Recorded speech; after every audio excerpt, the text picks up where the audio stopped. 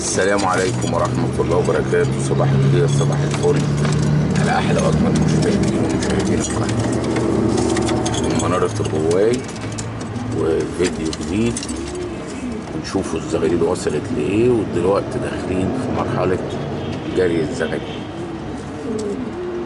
الزغاليل اتجمعت في بس الجزخنجي لسه بيسقط وبيحط، ده اللي هنستفيده النهارده. فتربية الحمام لازم يبقى كل ليك نظرة تعرف ايه الزغلول ليه هيعطل الحمام، ونأخره شوية لحد ما يدخل فورمة ونرجع نفتحه تاني.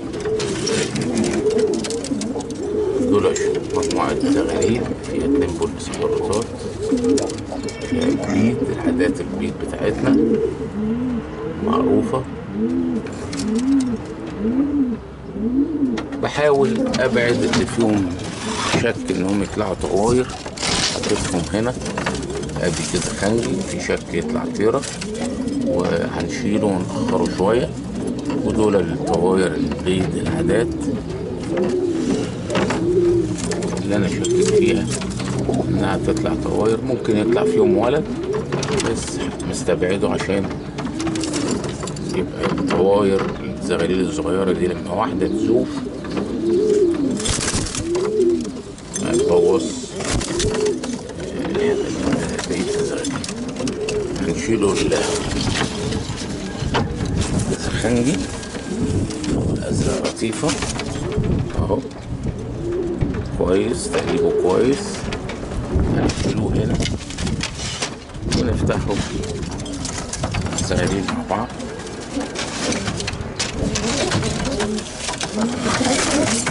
يلا بينا نفتح الزغاليل اهو. الصبح بطلع حوالي الساعة 8:30 9، ده معادي.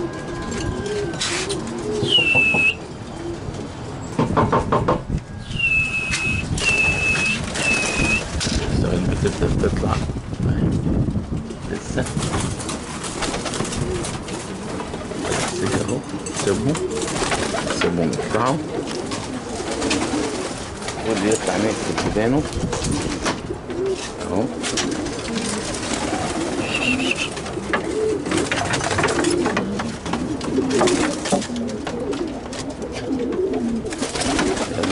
يلا يمكن من الكاميرا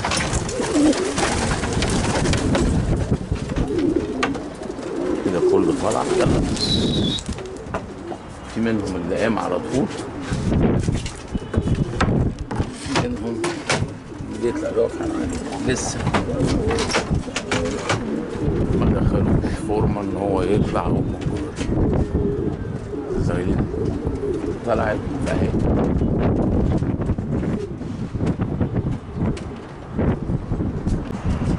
الزغاليل لما كويس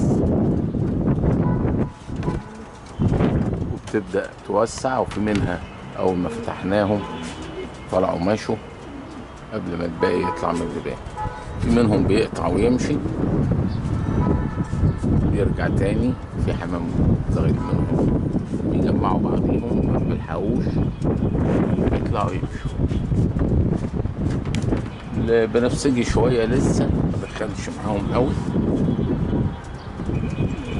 بس ان شاء الله الشغل معاهم يعني في خلال ممكن يوم او يومين بس بيبدأ يلم اهو مع فرد 2 كله هيلم كويس ويبدأوا يجوا.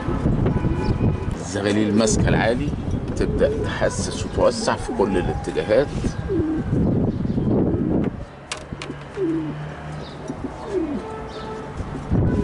ايام وان شاء الله كده ننبسطوا وتجري وتختفي، بس دي كده بداية مبشرة هي تبدأ نديهم حس بحوالي ساعة، واول ما يجروا هبدأ اطلع بيها 1.5 ساعة تصل الى 2 ساعة. الزغاليل ممكن تسيب كتير 2 ساعتين متواصلين. البنفسجي دخل فيهم اهو، لم معاهم. سما مقطعة جميلة بس في شوية هوا. بص في حمام منهم بيشد، والبنفسجي بيقطع اهو مع 3 4، ويبدأ الزغاليل تحس. الزغلول الذكي اللي ما يجريش مرة واحدة، الزغلول الذكي والعترة يحسس في كل الاتجاهات بحرص، يكون حريص، ما يحطش وشه ويجري ويختفي مرة واحدة. في بيطلع منهم بيقطع ويجري ويرجع تاني، وفي اتنينات وتلاتات بيقطعوا أول ما بفتحهم بيطلعوا يمشوا. يبقى دخلنا في مرحلة جديدة، مرحلة جري الزغاليل، بداية جري الزغاليل. عندنا مركب صعبة زي ما حضراتكم كده شايفين ورا رغية على طول. ده مركب لو مع أي حد لازم الزغاليل تركب منه، بس عشان خاطر احنا خلي بالنا حريصين ان احنا نخرج صح وفي الوقت الصح. مفيش حاجة بتقلق.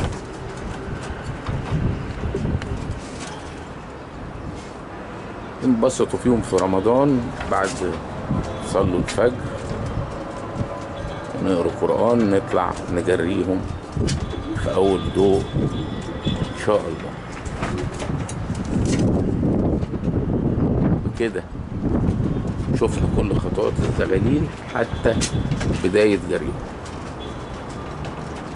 الفيديو الجاي إن شاء الله الزغاليل هتختفي وتجري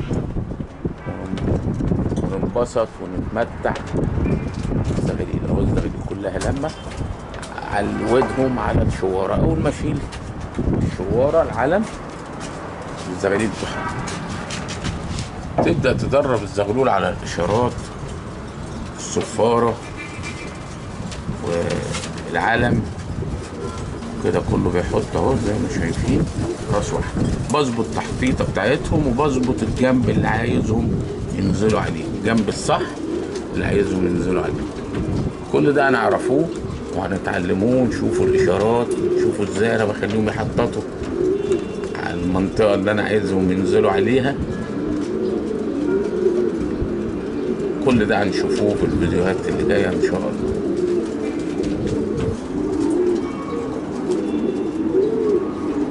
سيبهم شويه، ما بكترش دلوقتي خلاص. بعد ما بديهم الحصه الساعه ممكن اكرشهم مرة 2، وبعد كده اسيبهم ياخدوا نفسهم وابدأ ابول. غية جميلة وممتعة ومتعة، ورغم ارتفاع اسعار الكلفة بقت صعبة الهواية، والناس كتيرة باعت وطلعت من الهواية، حاجة محزنة. بس احنا بنحب الحمام عشان كده بنقول لك المستحسن.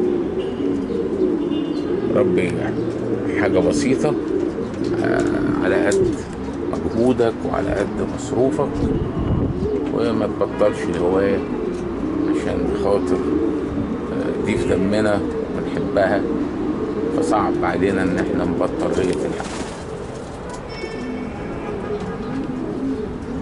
الفرد اللي ملوش لازمة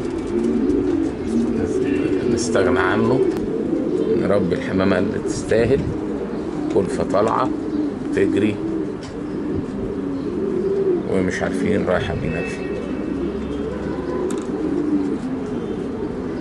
ان شاء الله الهواية المصرية بخير، طول ما حضراتكم موجودين احنا مطمنين عليكم. يلا بينا.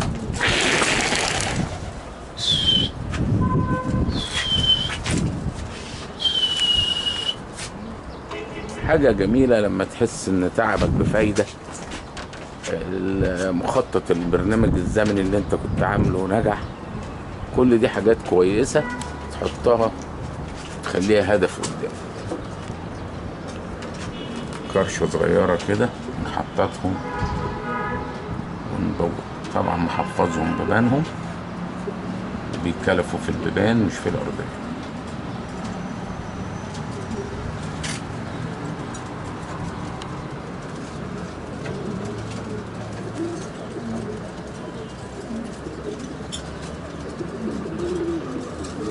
بظبط المحط، بكرر الكرش واسيبهم يحطوا عشان اظبط حطتهم. فيهم مجهود اشغلهم تاني وما حطتهمش الا لما احس ان هم خلاص عملوا مجهود وعايزين ينزلوا. كده الحمام لسه مش عايز ينزل، يبقى انا ابدا اشغلهم واكرش لو في فرد او فردين حاطين.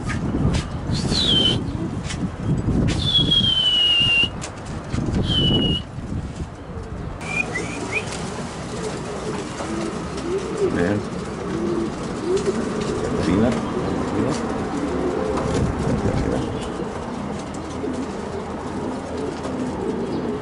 بغية الحمام مش تطلع تفتح وخلاص ونش وخلاص وتطير، لا، لازم تبقى عندك دراية ووعي كل حاجة بتعملها.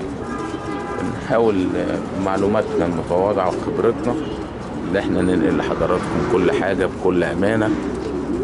ومتشكرين جدا جدا على تعليقاتكم ولايكاتكم، حسن المشاهدة والمتابعة، والسلام عليكم ورحمة الله وبركاته.